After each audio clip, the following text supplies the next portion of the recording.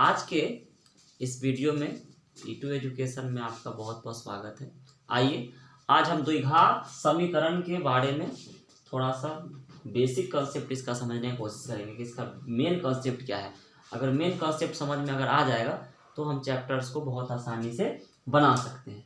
तो चलिए आइए देखते हैं द्विघात समीकरण क्या होता है। द्विघात समीकरण मतलब ऐसा समीकरण है ना जिसका घात 2 होता है, जिसका घात 2 होता है उसको हम द्विघात समीकरण बोलते हैं। ये हो गया द्विघात समीकरण का व्यापक रूप। व्यापक रूप का मतलब होता है कि दुनिया के सारे द्विघात समीकरण को इस रूप में लिखा जा सकता है। ठीक है, तो ये हो गया आपका व्यापक रूप, जनरल फॉर्म। ठीक है, अब आइए द्विघात समीकरण का घात 2 होता है। ठीक है, और एक्स स्क्वायर के जो गुना में होता है इसको हम ए बोलते हैं, एक्स के गुणांक को बी बोलते हैं, अचर पद को सी बोलते हैं। ठीक है, अब इसके हल के बारे में जानेंगे। हल क्या होता है? हल मतलब सॉल्यूशन। सॉल्यूशन आपका इसका होता है जो एक्स का वैल्यू इस इक्वेशन में, इस समीकरण में डालने से ये समीकरण संतुष्ट हो जाए, उसी वैल्यू को, उसी मान को द्विघात समीकरण का हल कहा जाता है। तो इस किसी भी द्विघात समीकरण का हल कितना होता है? तो किसी भी द्विघात समीकरण का हल 2 होता है। क्यों? क्योंकि इसका घात 2 होता है। मतलब किसी भी द्विघात समीकरण में x का 2 ऐसा मान एग्जिस्ट करता है ना, जो इसको सेटिस्फाइड कर सके। ठीक है, लेकिन यहाँ भी कंडीशन होता है, 3 कंडीशन होता है। पहला कंडीशन होता है, ठीक है, पहला कंडीशन, दूसरा कंडीशन और तीसरा कंडीशन। 3 कंडीशन क्या है थोड़ा इसको समझते हैं। हल के बारे में अगर बात हुई है तो 3 कंडीशन होती है। पहला कंडीशन होता है कि इसका हल वास्तविक एवं समान होता है, और दूसरा कंडीशन इसका होता है वास्तविक एवं असमान। वास्तविक एवं असमान, और तीसरा कंडीशन होता है अवास्तविक, मतलब इसका हल होता ही नहीं। ठीक है, अवास्तविक। तो आपका किसी भी द्विघात समीकरण में ये 3 तरह में से कोई एक कंडीशन हो सकता है। इसके लिए हमको निकालना पड़ता है क्या? इसका डी निकाल के चेक करना पड़ता है। डी निकाल के, डी मतलब B square minus 4ac, B square minus 4ac निकाल कर चेक करना पड़ता है। अगर डी 0 आ जाए तो समझ जाइएगा कि इसका हल जो होगा वास्तविक एवं समान, मतलब x का वैल्यू दोनों का दोनों सेम आएगा बस।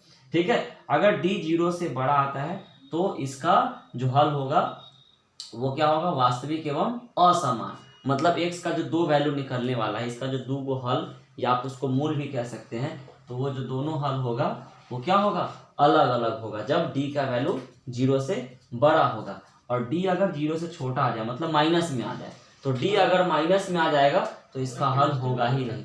ठीक है, समझ गए ना? तो यही आपका कॉन्सेप्ट है कि किसी भी द्विघात समीकरण में कितने हल होंगे। तो आपके 3 तरीके से हल हो सकते हैं। एक तो उसका हल होगा ही नहीं, कब? जब d माइनस में। d कैसे निकालते हैं? d को हम लोग विवेचक बोलते हैं। क्या बोलते हैं? d को विवेचक, है ना, या विविक्तर भी इसको कहा जाता है, जिसको अंग्रेजी में डिस्क्रिमिनांट कहते हैं, इसलिए इसको d से दिखाते हैं। ठीक है, तो विवेचक को अंग्रेजी में डिस्क्रिमिनांट कहते हैं, इसलिए हम इसको d से दिखाते हैं। d का formula B square minus 4ac।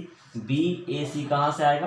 तो जैसे मान लो आपका द्विघात समीकरण है ना, 5x square plus 7x plus 3 equal to 0, तो इसका d निकालना है। तो d का फॉर्मूला भी पता है, क्या होता है? B square minus 4ac, B square minus 4ac। तो b कौन सा होता है? जो x के मल्टीप्लाई में होता है। 7 का स्क्वायर माइनस 4 इंटू a के जगह पे 5 हो गया और c के जगह पे 3 हो गया, तो 7 7 49, 5 चौका 20, 20 तिहाई 60, तो ये हो गया माइनस 11। तो आप यहाँ पे बता सकते हैं कि ये वाले द्विघात समीकरण का हल कैसा होगा, इसके हल की प्रवृत्ति कैसी होगी। तो इसका हल आपका क्या होगा? अवास्तविक, मतलब इसका हल आप नहीं निकाल पाएंगे। इसका हल क्या होगा? अवास्तविक होगा। ठीक है, इसका हल क्या होगा? अवास्तविक होगा। ठीक है, तो ये कुछ द्विघात समीकरण के बारे में फंडामेंटल कॉन्सेप्ट है। तो द्विघात समीकरण वैसा समीकरण जिसका घात 2 होता है, इसका व्यापक रूप यही होता है ax square plus bx plus c equal to 0। X square के जो मल्टीप्लाई में होता है, जिसको हम गुणांक कह सकते हैं, वो a होता है। x का जो गुणांक होता है वो b होता है, और अचर पद वो आपका c होता है। जैसे मान लो आपका 3x square plus 5 equal to 0, अगर हम इसको व्यापक रूप में लिखना चाहें तो कैसे लिखाएगा 3x² plus 0 into X plus 5 equal to 0। व्यापक रूप समझना इसलिए जरूरी होता है कि अगर आपको इसमें ए बी से छांटना हो तो आप आराम से छांट सकते हैं।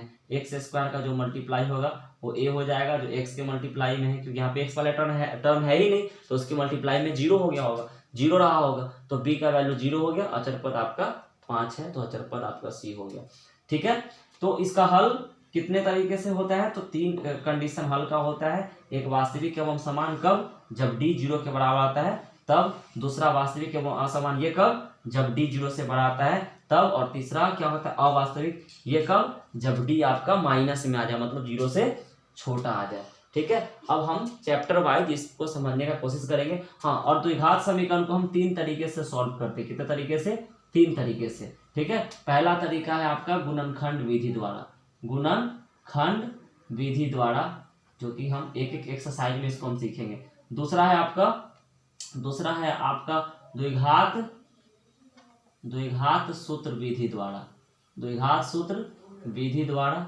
और तीसरा है पूर्ण वर्ग विधि द्वारा, पूर्ण वर्ग विधि द्वारा। ठीक है, by factorization method, by quadratic formula method, और तीसरा है बाय कंप्लीटिंग स्क्वायर मेथड। तो 3 तरीके से द्विघात समीकरण को हल करना सीखेंगे हम लोग क्लास 10th में। अब बारी बारी करके हर एक एक्सरसाइज में हम द्विघात समीकरण को और डिटेल में और इसके हल को तीनों तरीका से निकालना सीखेंगे।